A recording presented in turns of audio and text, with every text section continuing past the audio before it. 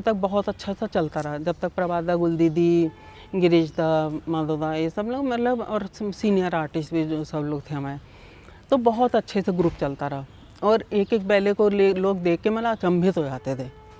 तो धीरे धीरे धीरे धीरे उसके बाद जब नए लोगों ने आना शुरू करा तो वो कोई मेहनत करना ही नहीं चाहते थे। 2 दिन आए, उनको फिर चले गए, उनको पकड़ पकड़ के लाना पड़ता था, बुला बुला के फ़ोन करना पड़ रहा है। आजकल भी यही हालत है, अगर 1-2 घंटे भी दे दें तो बहुत बड़ी बात है। प्रश्न ये था कि गुल दीदी के बाद कौन ग्रुप को संभालेगा। गिरीश मोहंता सीनियर आर्टिस्ट थे, उन्होंने टेक ओवर कर लिया, लेकिन अनफॉर्चुनेटली 1.5 महीने के अंदर ही उनकी भी डेथ हो गई और फिर से ग्रुप एक गुरुविहीन हो गया। जो सीनियर आर्टिस्ट हैं अभी भी ग्रुप में, वही ग्रुप की देखभाल कर रहे हैं, वही वीडियो रिकॉर्डिंग से सारे बैलेस का रिहर्सल कराते हैं। पर जो कमिटमेंट पहले आर्टिस्ट लोगों में था वो अब नहीं है।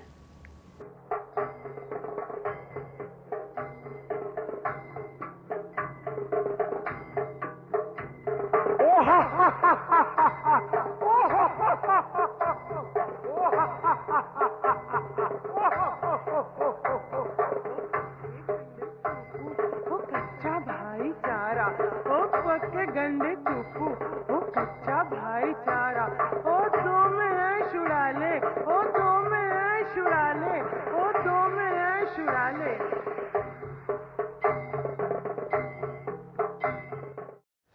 लिटिल बैले ट्रूप कहीं ऐसा ना हो कि एक नाम और इतिहास की वस्तु रह जाए। मध्य प्रदेश सरकार जबकि कलाओं के बारे में बड़ा ध्यान रखती है, भारत भवन उसने बनाया सरकार ने, अभी फिल्मों के लिए कुछ करती हैं और बहुत सारी चीज़ों के लिए बहुत कुछ करती हैं, साहित्य के लिए करती हैं, कविता के लिए करती हैं, थिएटर के लिए करती हैं, नृत्य के लिए करती हैं।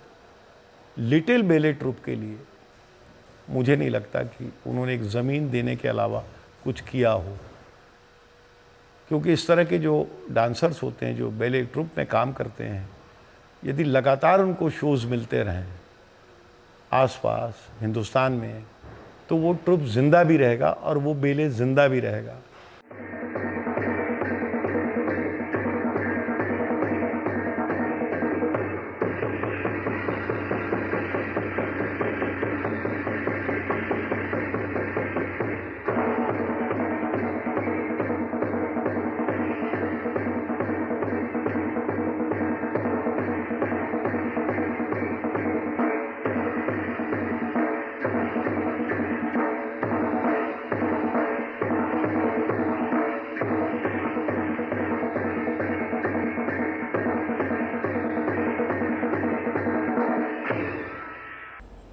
But with every movement or migration that happened in Little Ballet Troupe, कहीं ना कहीं कुछ ना कुछ छूटा जा रहा था। A number of senior artists थोड़े से छूट गए थे बम्बई में, वो वेल विशर्स, वो एक पूरा इकोसिस्टम, ग्वालियर में जाके एक नया फिर से इकोसिस्टम बनाते हैं।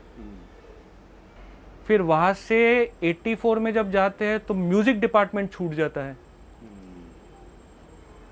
अधिकांश आर्टिस्ट लोग छूटते हैं, फिर वहाँ पे भी एक इकोसिस्टम बनता है, लेकिन अब प्री रिकॉर्डेड म्यूजिक होता है और बहुत, तो ये चलता जाता है। व्हाटएवर सेड एंड डन, हम जो डिस्कस कर रहे थे, बहुत कम ऐसे ग्रुप्स होते हैं जो 60-70 साल तक चलते हैं।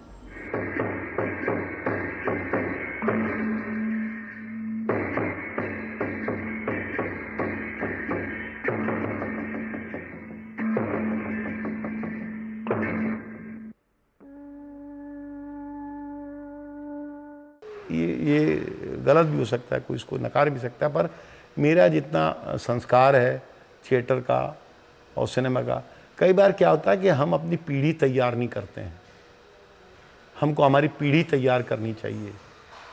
ट्रस्ट ने डिसाइड किया कि ग्रुप को बंद कर दिया जाए, यहाँ पे कुछ रिसोर्स सेंटर खोला जाए और इसके लिए प्रपोज़ल बना के IGNCA को भेजा गया, लेकिन उसका कोई कंस्ट्रक्टिव रिज़ल्ट नहीं हुआ। इसके लिए ग्रुप फिर से उसी स्थिति में चलता रहा और अभी भी जो सीनियर आर्टिस्ट हैं वही ग्रुप की देखभाल करते हैं, वही चलाते हैं।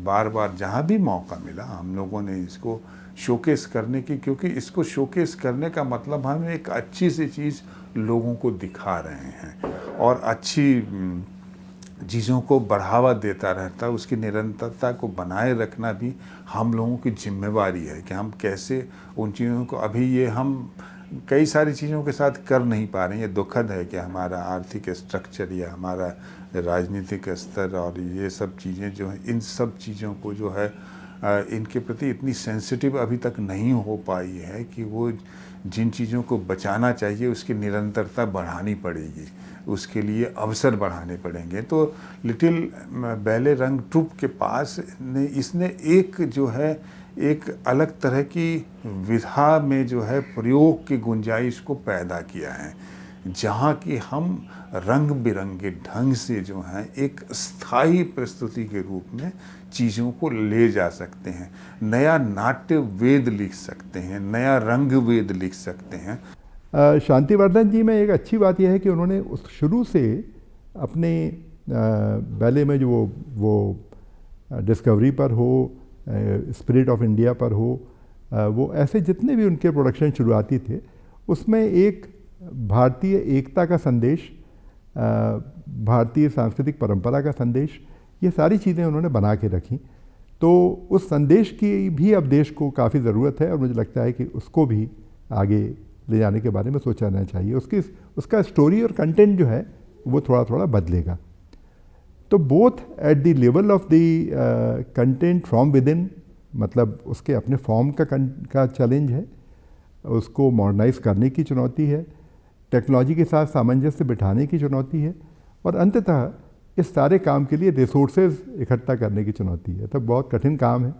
मैं निकटता से देखता रहता हूँ, हर समय संघर्ष जारी रहता है, पर एलबीटी सर्वाइव कर रहा है। मुझे लगता है कि अपने आप में यही एक बहुत बड़ा उसका अचीवमेंट है, और उसके अलावा वो लगातार योगदान कर रहा है, सातत्य बनाए रखा है, कंटिन्यूटी बनाए रखी है, ये भी उसका एक बड़ा योगदान है।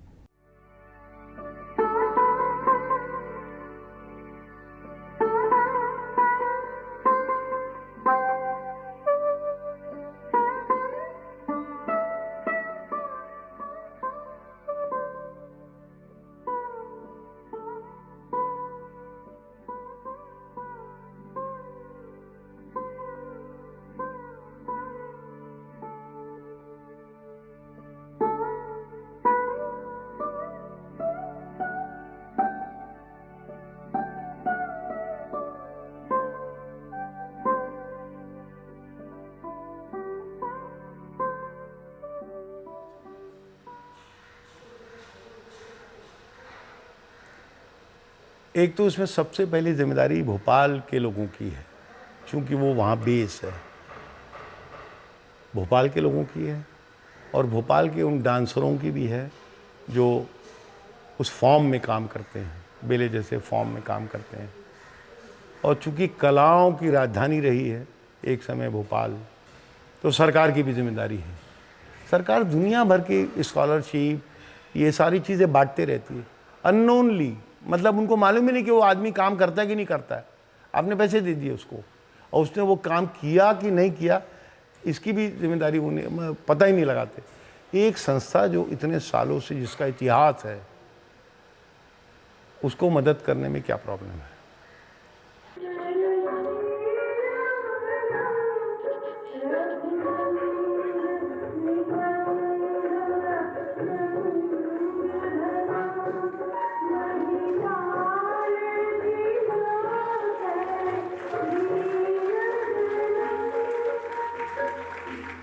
कोशिश तो बहुत है कि ग्रुप चलता रहे। इसके लिए बाहर से कई बार कोरियोग्राफर्स को बुलाया जाता है और उनसे नए नए बैलेज कोरियोग्राफ कराए जाते हैं। बिंदु जुनेजा हमारी जो ओडिसी डांसर हैं प्रख्यात, वो हमारी मेंटर हैं, लेकिन फिर भी जो गुल दीदी और दादा की कमी है वो पूरी नहीं हो सकती, उसे कोई फुलफिल नहीं कर सकता।